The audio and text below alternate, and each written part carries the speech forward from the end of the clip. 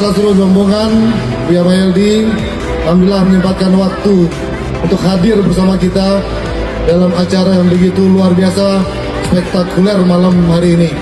Kami yakin pemerintah daerah hari ini melalui Pak Bupati akan menampung seluruh agenda-agenda rencana musyawarah kerja dari masyarakat Nagari Peninggalan.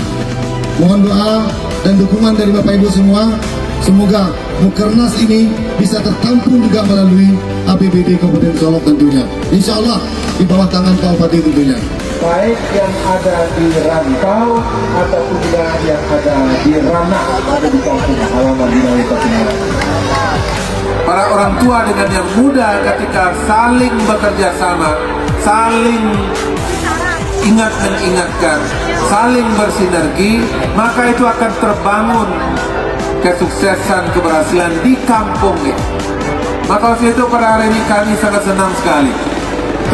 Persatuan Keluarga Paninggahan. Malam ini kita buka secara resmi dengan sama-sama kita membaca basmalah. Bismillahirrahmanirrahim. Mudah-mudahan Allah SWT akan berikan keberkahan dan kelancaran untuk Mukernas Kekasih hari ini dan hari besok. Ya, alhamdulillah hari ini telah diresmikan oleh Pak